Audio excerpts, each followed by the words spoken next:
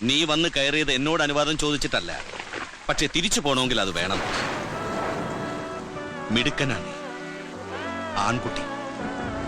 എന്താ നിന്റെ പേര്? അമ്മ എന്നെ വിളിക്കുന്നത് മുത്തെന്നാണ്. നീ മുത്തല്ല, മാണിക്യമാണ്. രാജമാണിക്യം.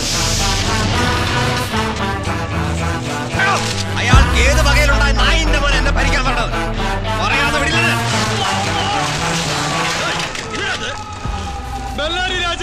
ബെല്ലാരി രാജ അല്ലടി, എല്ലൂരി രാജ. ഇന്ത്യക്ക് എല്ലൂരാൻ വന്ന രാജ.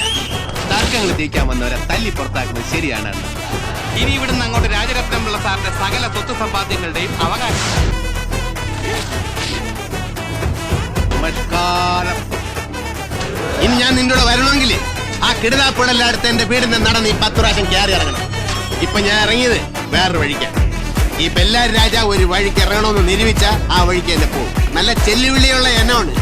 മാണിക്യത്തിന്റെ പോത്തല്ലാണ്. പറഞ്ഞെടുത്തന്നെ. ഇപ്പോഴത്തെ കാലത്ത് വാടകയ്ക്ക് ബെൻസ് അല്ല റോൾസ് റോയ്സ് വരെ കിട്ടും. കാര്യം പറഞ്ഞാലേ നീയൊക്കെ ഈ പേടത്തിൽ നിന്ന് ഇറങ്ങൂ. കാര്യങ്ങൾ പറഞ്ഞാലും ഇറങ്ങും, കാര്യങ്ങൾ പറയാനും ഇറങ്ങും. തള്ളേ കൊള്ള ഒടപ്പുറന്നുന്റെ ഉയിര് പോയാലും വേണ്ടില്ല, നാത്തൂന്റെ കണ്ണിലെ കണ്ണീരുണ്ടാവും. സെൽവ, ഇപ്പോഴത്തെ കാലത്ത് കള്ളന്മാർക്കൊക്കെ ദീർഘവീക്ഷണം കൂടുതലാ. ഇത്രയൊക്കെ നമ്മളെ കൊണ്ടുപോക്കൂ.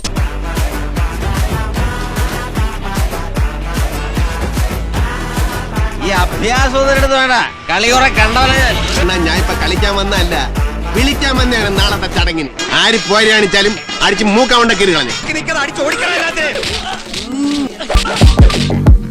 ആദ്യം ഒന്ന് പാടിയെങ്കിലും ഇന്നിക്കാറ് പിരിത്തോണ് കേട്ടാ.